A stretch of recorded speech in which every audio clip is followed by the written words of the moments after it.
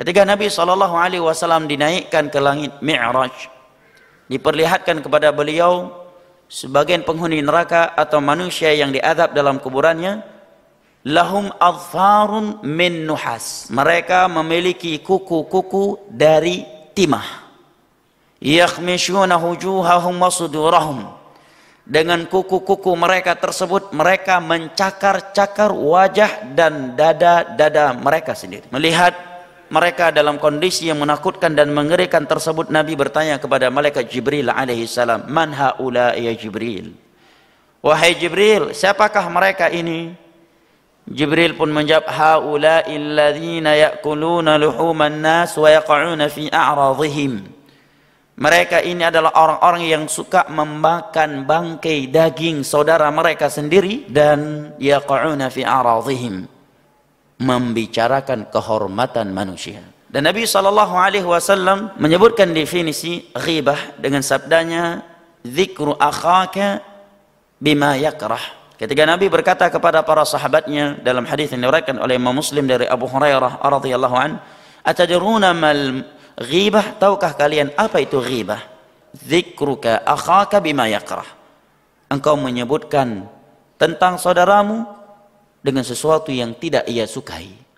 Kemudian salah satu dari sahabat Nabi bertanya, "Ya Rasulullah, in kana ma qultuhu fi in kana fihi ma qultu." Wahai Rasulullah, apa pandanganmu kalau yang saya bicarakan tersebut memang terjadi kepadanya? Memang benar dia korupsi, memang benar dia berzina, memang benar dia masuk ke diskotik, memang benar dia melakukan maksiat ini dan maksiat itu, benar ia lakukan. Maka Nabi jawab, "In kana fihi faqad iqtabtah wa in lam yakun faqad bahatta." Kalau kejelekan yang engkau sebutkan itu memang ia lakukan, maka itulah ghibah. Dan jika kejelekan yang engkau sebutkan itu tidak ia lakukan, faqad bahatta, maka engkau telah berbuat dusta atasnya. Maksud pemahaman dari hadis ini, kata para ulama yang mensyarahnya, di antara Syekh Muhammad bin Shalih Al-Utsaimin, bahwa kalau seorang menyebutkan kejelekan tentang saudaranya dan itu ada, maka dosanya dari satu sisi, itu ghibah. Dan kalau kejelekan yang ia sebutkan tersebut, yang dia bicarakan tersebut di meja ngopinya atau yang lainnya tidak ada, dosanya 2 kali lipat. Dosa ghibah dan dosa dusta. Demikian pemahaman hadis ini, kata Syekh Muhammad bin Shalih Al-Utsaimin. Beliau tegaskan bahwa sebagian orang keliru dalam memahami hadis ini sehingga dia mengira kalau dia berbicara tentang saudaranya dengan kejelekan dan itu tidak ada, dosanya cuma dusta. Tidak. Nabi sebutkan, "Sungguh engkau telah berdusta kepadanya," karena sebelumnya Nabi telah menyebutkan definisi ghibah. Dengan itu seorang yang mendengar hadis ini bisa langsung paham bahwa dosanya itu 2 kali lipat. Dosa, dusta dan ghibah. Dan ghibah jamaah yang dimuliakan Allah, dosa besar, bukan dosa kecil. Bahkan kalau seorang sedang berpuasa melakukan ghibah, dapat menghilangkan pahala puasanya. Puasanya tidak bernilai di sisi Allah Jalla wa'ala. Dan di hari kiamat nanti dia harus mencari orang yang ia ghibahi. Kalau orang yang ia ghibahi tersebut tidak memaafkannya, maka akan diqisas oleh Allah Jalla wa'ala. Pahala-pahala ibadahnya akan disedot oleh saudaranya tersebut. Dan jika pahala ibadahnya tersebut tidak cukup untuk membayar dosa ghibahnya tersebut, maka dosa-dosa korban ghibahnya tersebut akan diambil oleh Allah, kemudian Allah timpakan kepadanya. Lantas bagaimana, apa solusi jika kita telah menghibah saudara kita?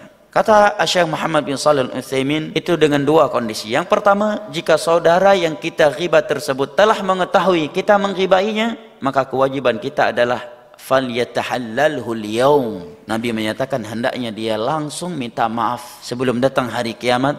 Di hari tidak lagi bermanfaat dirham wala dinar, dirham dan dinar. Hadis riwayat Imam Muslim dari Abu Hurairah radhiyallahu anhu. Dan jika saudara yang ia ghibahi tersebut tidak mengetahuinya, maka ada 2 pendapat di kalangan ulama. Pendapat yang pertama menyatakan tetap dia harus datang dan minta maaf langsung, menyampaikan bahwa aku telah menghibahi engkau, mohon maafkan aku. Pendapat yang kedua menyatakan bahwa cukup dia beristighfar kepada Allah, meminta ampunan untuk saudaranya tersebut kepada Allah. Karena khawatirnya kalau dia datang meminta maaf dan menyampaikan bahwa dirinya telah menghibahi orang tersebut, akan membuat suasana semakin buruk dan semakin tegang. Yang tadinya orang tersebut tidak marah kepadanya, bisa-bisa jadi marah saat itu. Kemudian juga kata para ulama, dia harus kembali membersihkan nama saudara yang telah ia ghibai tersebut di tempat dia menghibainya. Jadi masalah ghibah bukan masalah kecil, jemaah. Terkadang sebagian orang sudah terbiasa dengan ghibah, gurunya sendiri dia ghibahi. Kemudian sebagian orang terlalu mudah dalam hal itu. Bahkan terkadang bahan yang dia gunai untuk menghibah adalah sesuatu yang tidak ada, atau sesuatu yang dia dengar dari orang lain, yang orang lain tersebut mendengarnya lagi dari orang lain, yang orang lain nomor 2 tersebut mendengarnya tersebut dari orang lain yang nomor 3, yang orang lain tersebut mengucapkan, memberitakan sesuatu tersebut hasil tafsir dia sendiri dari sikap atau ucapan seseorang yang ia ghibahi. Masalah ghibah masalah besar, jemaah. Dakwah semampumu.